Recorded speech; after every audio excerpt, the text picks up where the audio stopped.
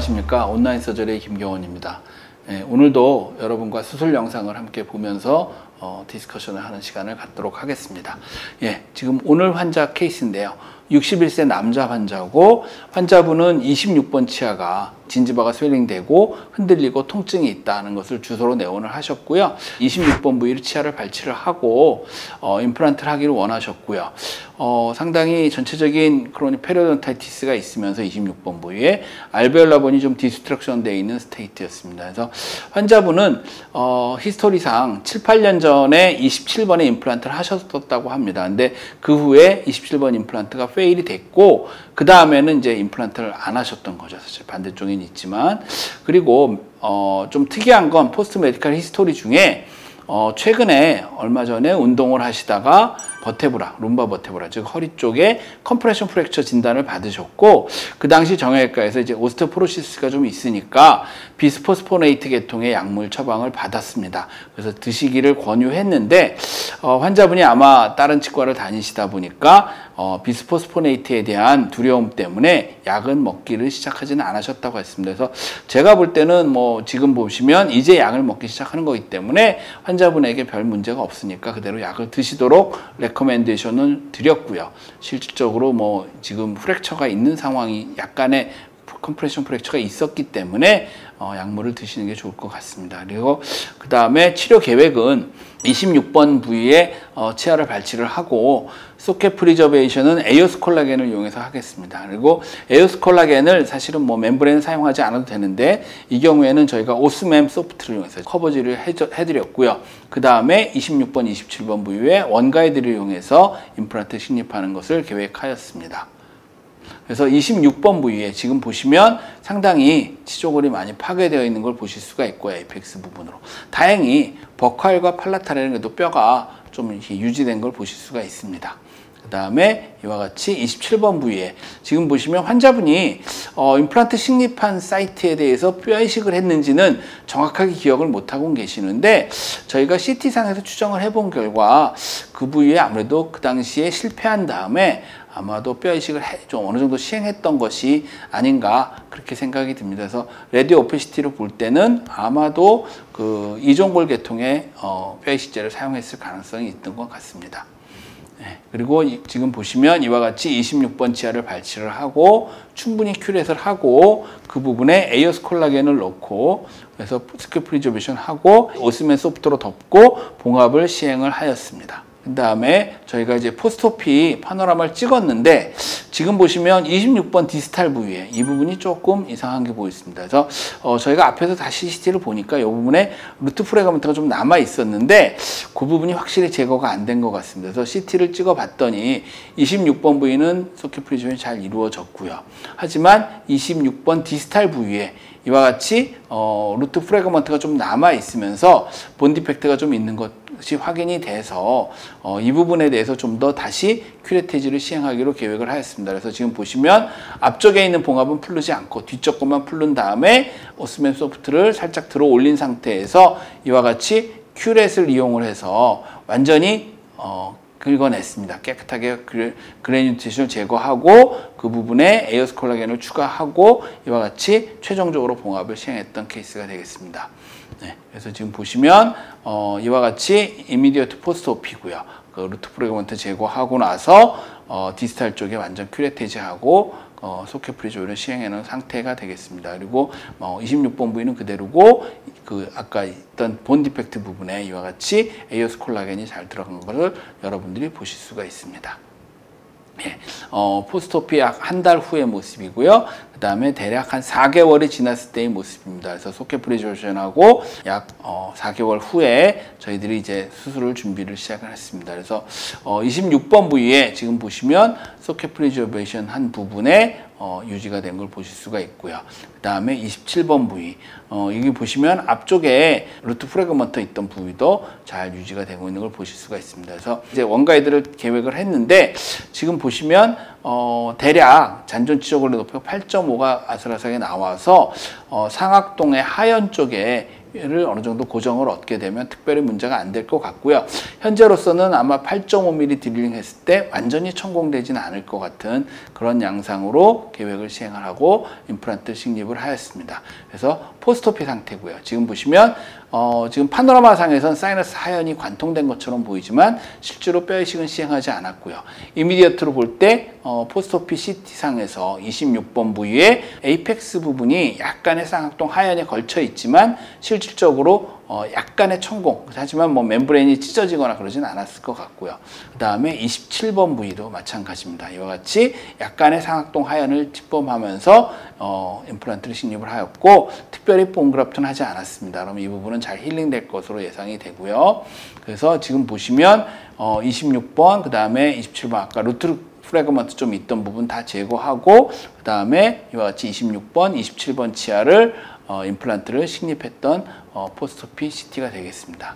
그리고 수술 영상에 보시겠지만 저희들이 과거에 에이오스 콜라겐을 했던 부분을 바이옵시를 시행해서 봤더니 지금 보시면 이와 같이 그라프트 머티리얼 주위로 뉴본이 형성되고 있는 것을 보실 수가 있습니다. 그래서 ER 타입의 보철물을 시행했을 때의 파노라마 사진이 되고 있고요. 임플란트 식립하고 3개월 만에 보철물이 올라갔고 소켓 프리저베이션을 시행한 지는 약 8개월, 즉 소켓 프리저베이션 시행하고 대략 5개월 정도의 임플란트 식립을 했습니다. 그래서 지금 보시면 초진 상태에서 두 개의 임플란트가 식립이 됐고요.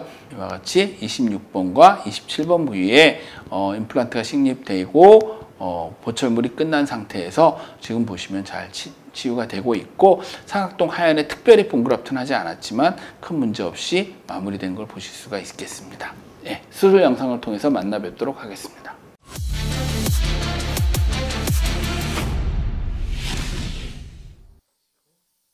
네, 환자 구강 내에 먼저 원가이드 템플레이트를 어댑테이션하고 잘 맞는지를 확인을 하겠습니다. 그래서 디지털 프리핸드이기 때문에 약간 반대쪽까지 크로스 아치로 템플레이트를 제작을 하였고요. 예, 먼저 티슈 펀치 와이드를 이용해서 27번 부위, 네, 26번 부위에 오버라인 뮤코자를 제거하도록 하겠습니다. 그 다음에 템플레이트 제거하고 연조직이 확실히 제거된 걸 확인하실 수가 있고요. 26번, 27번 부위 잘 제거됐고 확인한 후에 다시 템플레이트를 재장착을 하고 저희들이 에이오스 콜라겐을 해놓은 것을 좀 바이옵시를 하기 위해서 트래핀 드릴을 가지고 시료를 채취를 하도록 하겠습니다. 그래서 지금 보시면 26번 부위에서 이와 같이 트래핀 드릴을 이용해서 시료를 채취를 하였고요. 그래서 지금 보시면 시료가 이렇게 트래핀 드릴 가는 드릴에 나온 걸 보실 수가 있고요. 그 다음 먼저 플래티닝 드릴 이용을 해서 위쪽에 평탄화를 시키겠습니다. 네, 26번 부위, 그 다음에 27번 부위에 플래티닝 드릴 시행을 했고요. 그 다음에 이니셜 드릴로 와이드 타입을 금장내서 지금 풀 랭스로 네, 스타퍼까지 제대로 이와 같이 이니셜 드릴 시행을 하였습니다.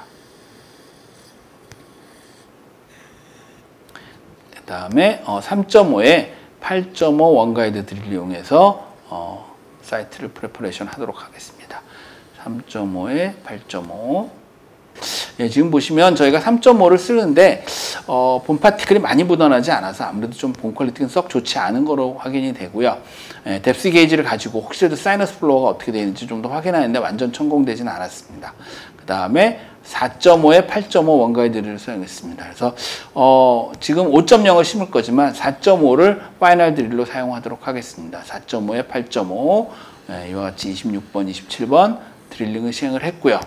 예, 혹시 해서 사이너스 플로어가 천공됐는지 뎁스 게이지로 다시 한번 확인을 해보겠습니다. 그래서 완전 천공되지는 않은 것 같고요. 약간 파샬로 천공된 것 같습니다. 그래서 그 다음에 KSBA의 5.0에 8.5 임플란트입니다. 그래서 5.0에 8.5 임플란트를 엔진을 가지고 약 80% 내외 식립을 하였고요. 그 다음에 임플란트 드라이버와 토크렌치를 이용해서 파이널 포지션을 잡고 있습니다. 뎁스 컨트롤하고 예, 이니셜 스텝 때 잘 나오는 걸 보실 수 있어요. 약 30뉴턴 이상 충분히 나오는 걸 보실 수가 있을 것 같고요. 예, 지금 보시면 옐로우 마킹을 하고 마찬가지로 27번 부위에도 하지만 앞에는 임플란트 드라이버 그대로 유지시켜서 조금이라도 버티컬 앵커 모습을 할 수 있도록 이와 같이 유지시킨 상태에서 27번 부위에 엔진으로 약 70-80% 하고 핸드렌치를 가지고 파이널 뎁스 컨트롤을 하도록 하겠습니다. 네, 이쪽도 역시 아무래도 과거에 본그래프트 해놓은 상태였기 때문에 좀 더 스테비티가 좋은 것 같습니다. 네, 잘 위치가 됐고요. 네.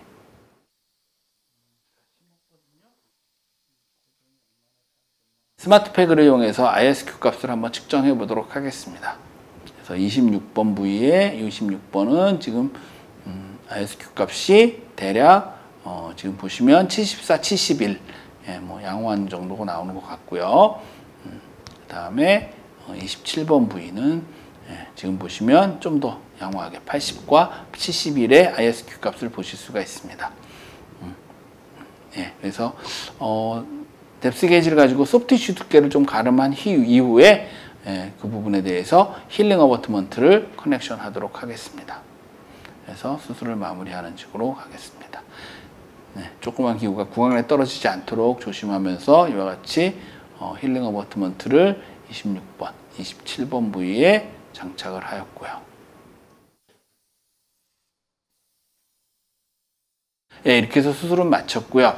예, 오늘은 저희들이 이제 그 발치한 후에 디펙트 있는 부분에 에이오스 콜라겐을 이용해서 소켓 프리저베이션 한 후에 원가이드를 이용하는 것을 보여드렸고요.